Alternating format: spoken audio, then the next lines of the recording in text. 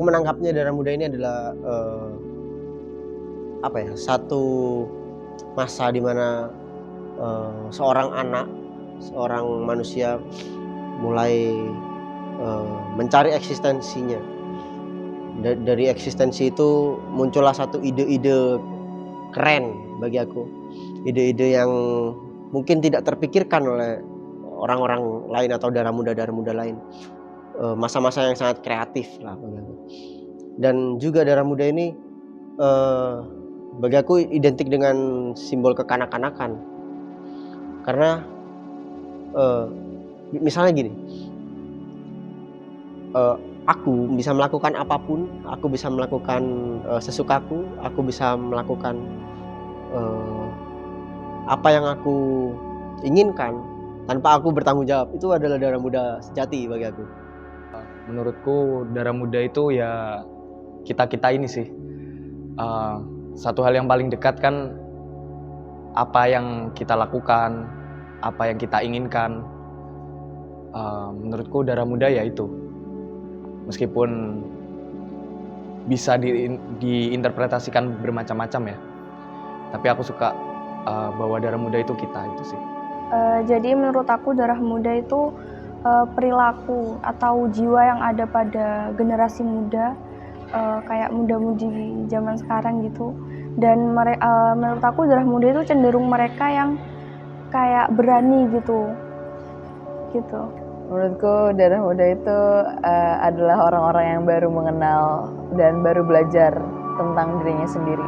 Makanya akhirnya sebenarnya kalau dari pengalaman dan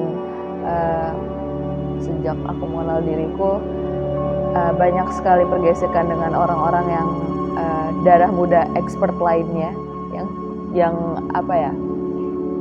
baru, yang udah sering mengenal lika-liku kehidupan lainnya gitu.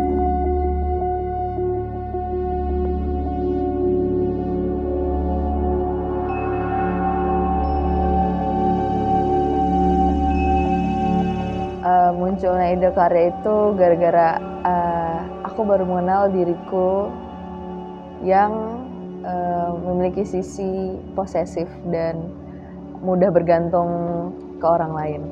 Akhirnya itu tumbuh dan dikembangkan oleh kurator untuk jadi ide yang lebih luas gitu.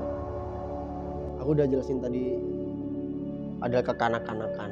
Aku bisa melakukan apapun. Aku adalah orang yang cukup agresif. Aku adalah orang yang cukup pandai atau lihai untuk berbohong. Aku adalah orang yang celutak kalau orang sini. Seenaknya sendiri, ngomong apapun sesukanya. Saat aku berdiskusi dengan teman bincang, Mas Benny Bulldog, dia bicara sama semua orang bahwa Darah Muda ini identik dengan aku karena sifatku ternyata. Dan itu kejadian pada waktu itu aku saat diskusi itu terlintas dalam pikiranku, aku akan bikin pameran nafas. Padahal aku gak berniat untuk itu, tapi mereka mengiyakan, mereka menyetujui hal itu tanpa terpikir apa-apa. Ya itulah emang aku. Karya ini adalah karya yang spontanitas. Nafas adalah simbol dari spontanitasku saat aku berbicara. Jadi bagaimana muncul sebuah ide karya itu berawal dari diriku sendiri, dimulai dari keresahan yang ada pada diriku. Jadi aku kan punya keresahan kayak aku tuh nggak suka kalau orang menatap kasihan pada aku gitu. Jadi aku kepikiran dari situ, terus dari situ dikembangkan lebih jauh, mulai dari gagasan awal yang paling dekat sama aku itu ditemukan kalau sebenarnya aku tuh gengsi gitu. Terus lebih diluaskan lagi, jadi itu membicarakan tentang harga diri. Kebiasaanku sehari-hari, keinginanku sehari-hari, dan bahkan mungkin impianku. Itulah kenapa aku mengangkat soal media sosial. terutama keresahan ketika aku merasa adanya keramaian di media sosial yang semakin kemana-mana ya, orang semakin dibuat nggak ngerti dengan apa yang mereka lakukan di media sosial sebenarnya gitu.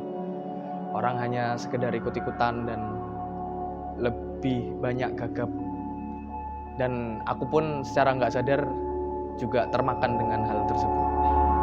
Itu sih.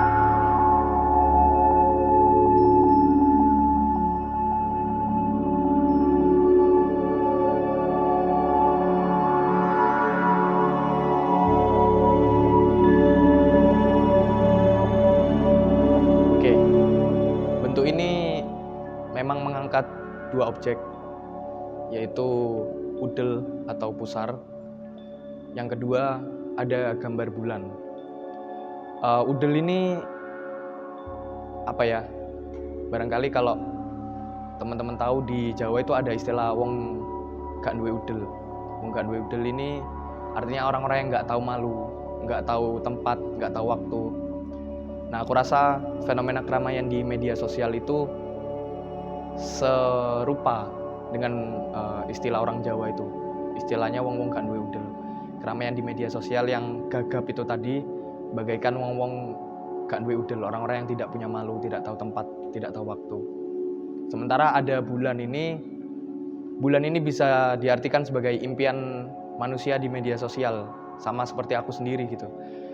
Di mana media sosial itu menawarkan berbagai macam kemudahan dan kecanggihan melalui internet, yang akhirnya membuat kita itu suka memilih jalan pintas, suka menyederhanakan banyak permasalahan, dan mungkin berkomentar atau membagikan hal-hal yang nggak sepenuhnya kita pahami.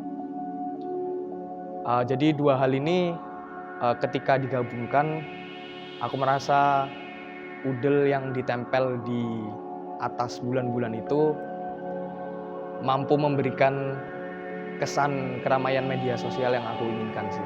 Akhirnya aku memutuskan untuk mengambil bentuk itu.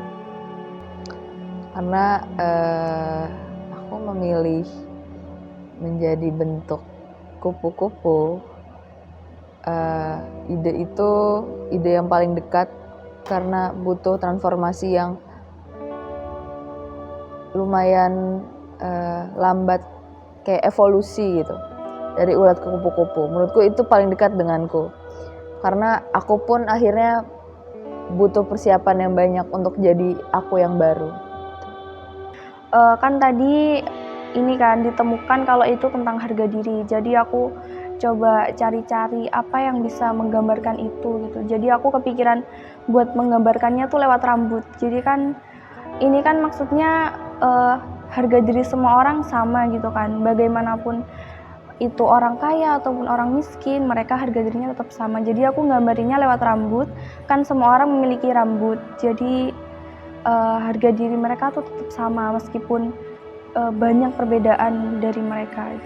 Bagi aku, orang jalanan itu adalah hal yang sangat darah muda sekali. Bagaimana dia harus bertahan hidup, bagaimana dia harus bisa melakukan apapun juga, tapi dia harus juga bertanggung jawab tanpa henti, tanpa orang-orang yang terpinggirkan itu. Orang terpinggirkan, tidak pernah terpikirkan, bahkan ide tentang nafas pun tidak pernah terpikirkan. Aku melakukan itu selama sebulan, memfoto orang-orang yang meniup plastik ini, yang plastik di atas gunung. Itu ada total 153 foto yang aku kumpulkan dan dipajang dengan nafas-nafas mereka. Dan bagi aku itu karya yang sangat fresh untuk kalangan seni rupa Jember.